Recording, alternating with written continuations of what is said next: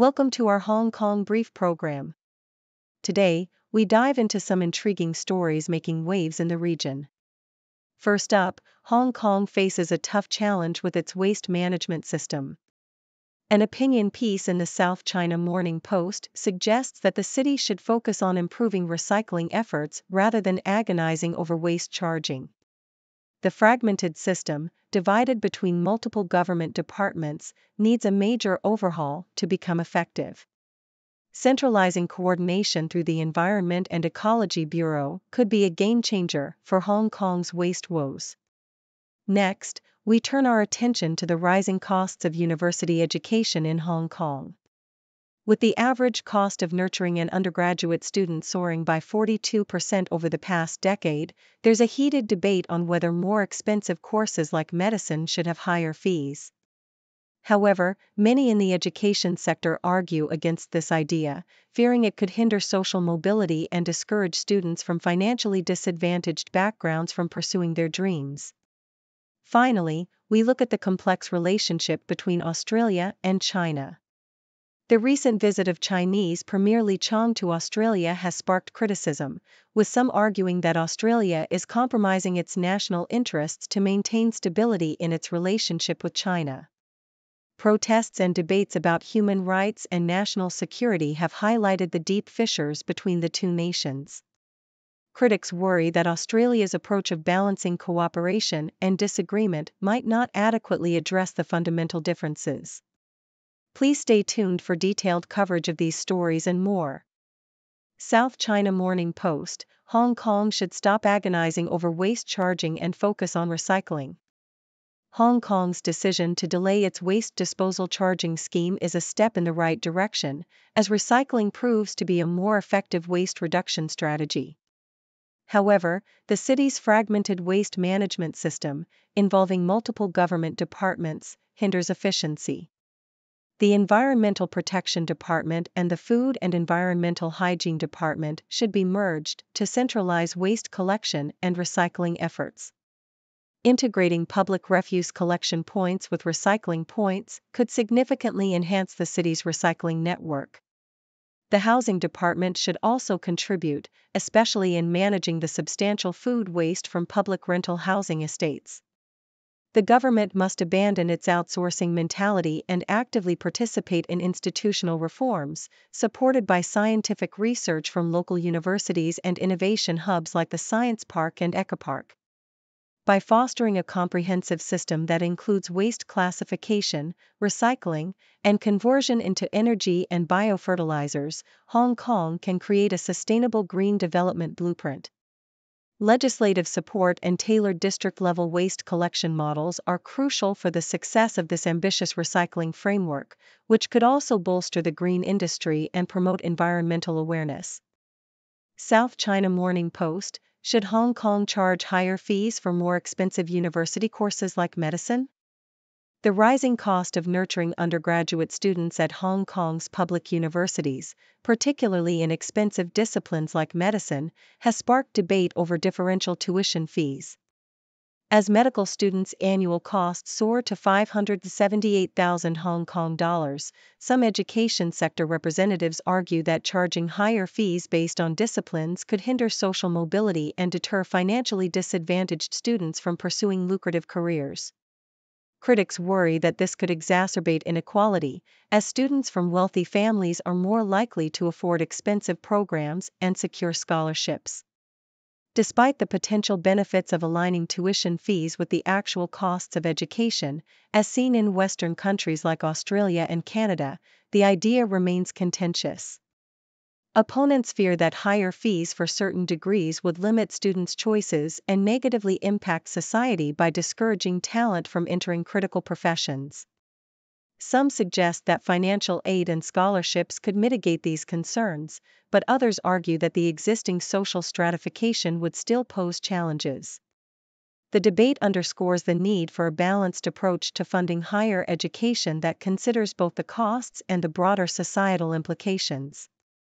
The Sydney Morning Herald: Pandas camp paper over Australia's differences with China. Chinese Premier Li Qiang's visit to Australia, marked by diplomatic gestures like panda gift-giving, was overshadowed by escalating tensions in the South China Sea.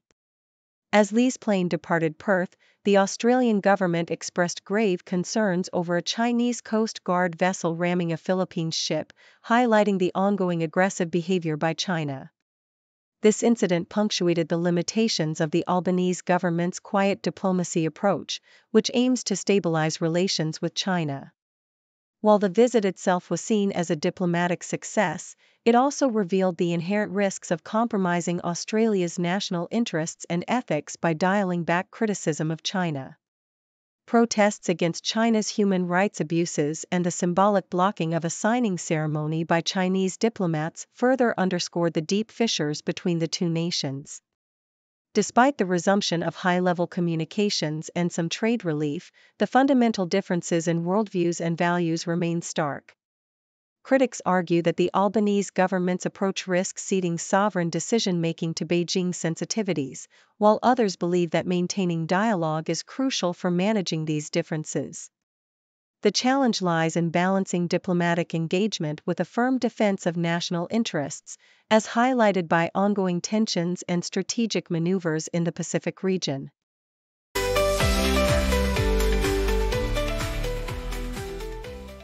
South China Morning Post. The news that Thailand is on the cusp of legalizing same-sex marriages has been met with enthusiasm by Singapore's LGBTQ community, sparking discussions about civil union laws and whether couples might travel to Thailand to wed. Liao Yangfa, executive director of LGBTQ nonprofit Oagakaga, noted that while marriage is a significant decision, it may not prompt an immediate rush to Thailand. However, he remains hopeful that this development could become a viable option for many same-sex couples from Singapore in the long term. Thailand's Senate recently passed a bill recognizing same-sex marriage, making it the first Southeast Asian country to do so, and only the third in Asia after Nepal and Taiwan. Despite this, Singaporean couple Lau and Ong plan to marry via a video call with a U.S. officiant, illustrating the complexities faced by LGBTQ couples in Singapore, where their union will not be legally recognized. Clement Tan from Pinkda highlighted that while Thailand's progress is encouraging, marriage equality in Singapore remains a distant goal. A recent survey by Pink. And Milieu Insight found that many LGBTQ Singaporeans consider relocating to marry or start a family, indicating a growing awareness and desire for change. South China Morning Post. Hong Kong rugby officials are strategizing to handle a scheduling conflict between crucial women's 15s and 7s tournaments in September. The city's rugby focus is currently on the Sevens team, led by head coach Andy Vilk, as they aim for success at the Olympic repechage tournament in Monaco. Hong Kong's Sevens team will face Paraguay, Uganda, and Jamaica in their pool games. Vilk is benefiting from the confidence and good energy brought by the 15s players who recently qualified for WXV3, a new global tournament.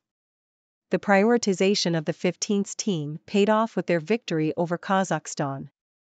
The WXV3 tournament will take place in the UAE from September 27 to October 13, overlapping with the Asia Rugby Sevens series. Vilk is working to ensure both teams are prepared, emphasizing the importance of this period for both 15s and 7s. Only one team in Monaco will qualify for the Paris Olympics, with China being the favorites. Vilk's squad has been preparing rigorously, including a practice match against Samoa, and he remains optimistic about their chances, focusing on building momentum through the group stages. South China Morning Post. Electrolyzers and fuel cell systems are essential for producing and utilizing hydrogen, a key element in the transition to green energy. Currently, over 95% of hydrogen is produced using fossil fuels, but climate policies are making green hydrogen, produced using renewable energy, increasingly viable. Electrolyzers split water into hydrogen and oxygen using electricity, and this hydrogen is considered green if generated from renewable or nuclear power. Fuel cells then recombine hydrogen with oxygen to produce electricity, heat, and water. Green hydrogen can be blended with natural gas to reduce carbon emissions in power plants and used in steel production and transportation. The adoption of green hydrogen depends on cost reductions and supply chain development, driven by government policies and technological advancements. China's green hydrogen production is expected to surge, with significant increases projected by 2035 and 2050. The main electrolysis technologies include alkaline and proton exchange membrane (PEM), with solid oxide electrolysis (SOEC) nearing commercialization. While alkaline electrolyzers are more cost-effective and likely to dominate China's market, PEM electrolyzers are better suited for intermittent renewable energy sources. Continued advancements are expected to narrow the cost gap, making green hydrogen a cornerstone of future decarbonization efforts.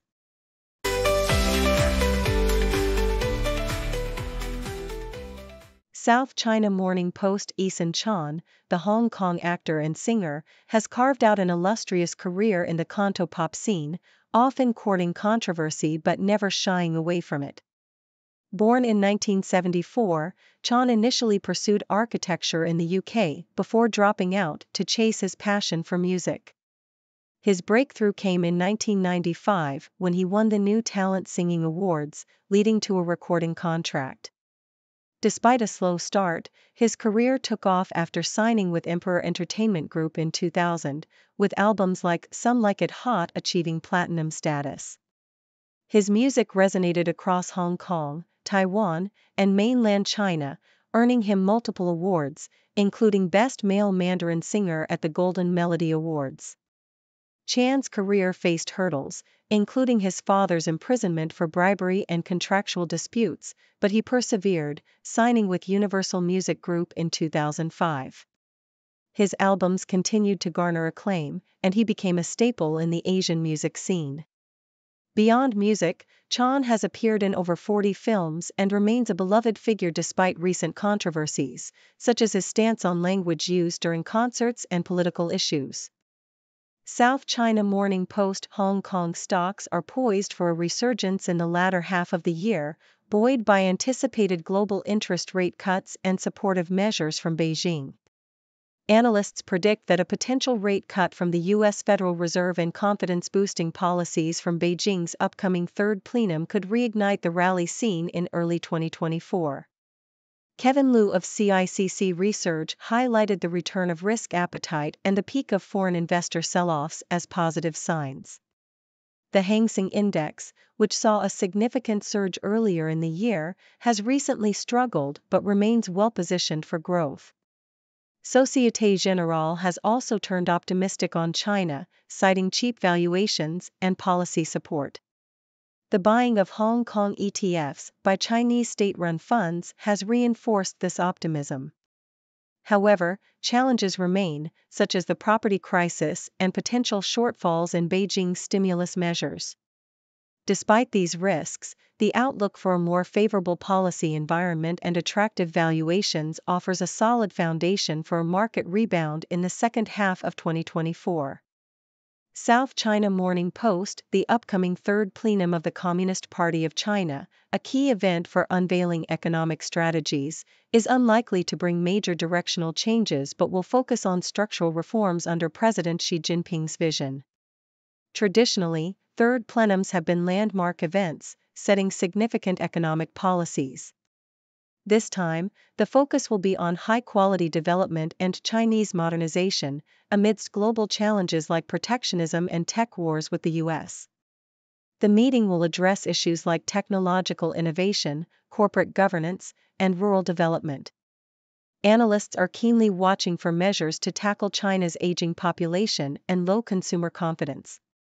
The plenum will also address the unexplained dismissals of senior officials, which have raised questions within the party. Xi's recent comments suggest a pro-business stance, emphasizing the need for deeper reforms and technological self-reliance. However, business confidence remains low due to past crackdowns on private sectors. The plenum is expected to pave the way for new productive forces and issue more treasury bonds to finance tech ambitions, aiming to bolster China's position in the global economic order.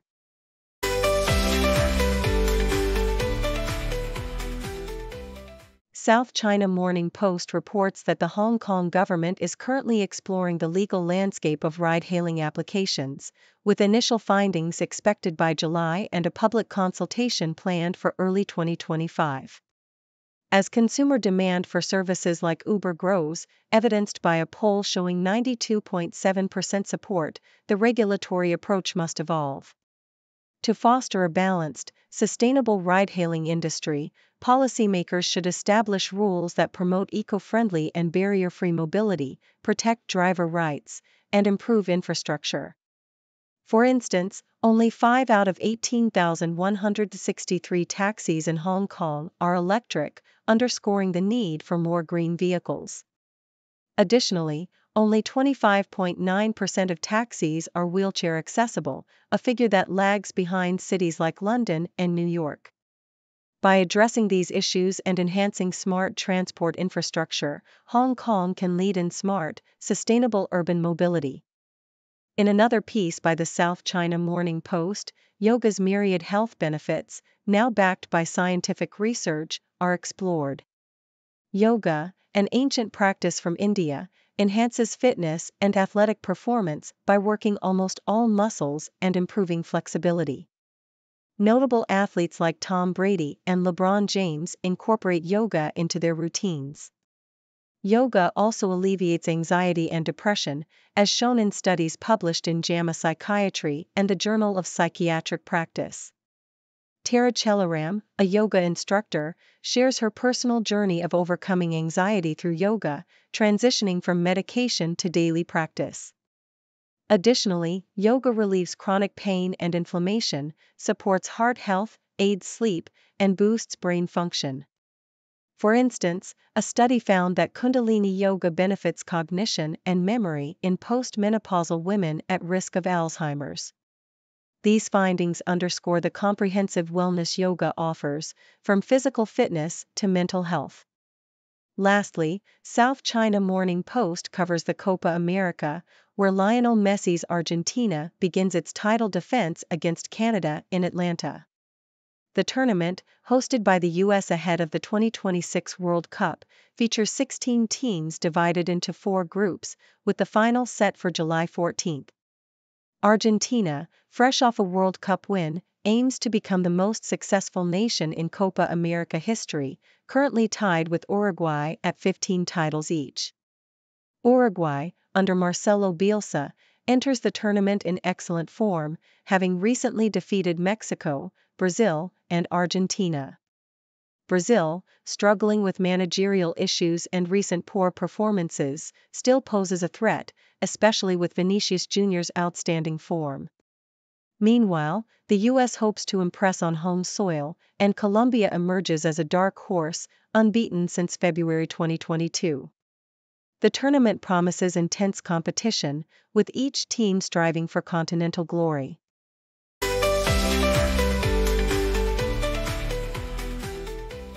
Nikkei Asia, Chinese stocks are facing a significant downturn as the Shanghai Composite Index fell by 0.4% to 3,005, nearing a critical psychological threshold.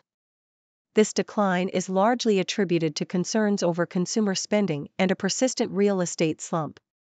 Major luxury goods companies like Kwaichow Matai, known for its high-priced Baijiu liquor, have seen their market capitalization plummet.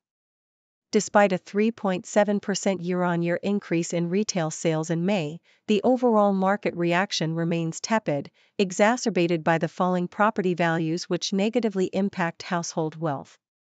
Additionally, high youth unemployment and overproduction in the manufacturing sector add to the economic pressures. Trade frictions, such as the European Commission's countervailing duties on Chinese-built electric vehicles, further strain the market. However, investor interest in high-dividend stocks, particularly from state-owned enterprises, offers a glimmer of hope.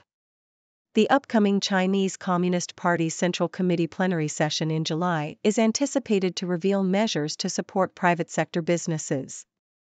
BBC, Michelin-starred chef Anne-Sophie Pic shares her favorite dining spots in Paris, highlighting a blend of traditional French cuisine and global flavors. At the iconic Chez l'Ami Louis, diners can enjoy classic dishes like duck confit and roast chicken in a timeless Parisian bistro setting. The Ritz Paris Hotel's new restaurant, Espadon, offers a unique culinary experience under the guidance of chef Eugénie Biziat, who infuses her Gabonese heritage into her French cuisine. Yam Cha, a French-Chinese fusion restaurant, is praised for its innovative use of umami flavors, with dishes like foie gras soufflé paired with white miso. Chef Bruno Verges's table emphasizes sustainable, high-quality produce sourced directly from small producers, earning it 2 Michelin stars and a Green Star for sustainability. Lastly, Pere and Phil's Parolino, a burger joint by Chef Yannick Alino and his son, offers gourmet burgers in a casual setting, making it a popular spot for a quick yet delicious meal. South China Morning Post: Hong Kong's elite clubs, such as the American Club, have stirred controversy by demanding hefty fees from non-US members to retain their memberships, highlighting the exclusivity and high costs associated with these institutions. The Royal Hong Kong Yacht Club, with its rich history and prime locations, charges a 2.18 million Hong Kong dollars entrance fee for individual debenture memberships, while the Ladies Recreation Club requires a 550,000 Hong Kong dollars joiners fee and a 10-year wait for ordinary membership, though a 1.38 million Hong Kong dollars debenture can bypass the queue.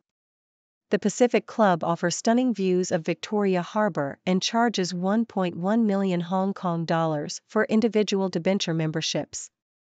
The Aberdeen Boat Club, catering to yacht enthusiasts, requires a 1 million Hong Kong dollars joining fee.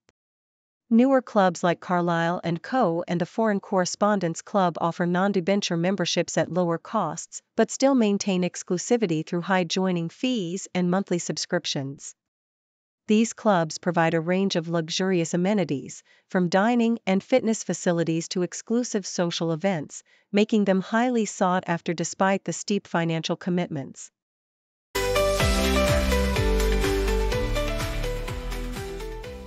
Thank you for tuning in. The content above showcases the latest briefing reports and analytical synopses, thoughtfully curated by the 6Do team. These insights stem from a wide array of reputable media outlets, think tanks, government sources, and specialized experts worldwide. We encourage you to explore these sources for a comprehensive perspective. Keep in mind that while the content may not always align with the official standpoint of 6Do Brief, it's not meant to be taken as absolute directives for decision-making. Comprising seasoned media professionals, learned scholars, and accomplished scientists, the 6Do team embodies a trailblazing, fully independent media entity.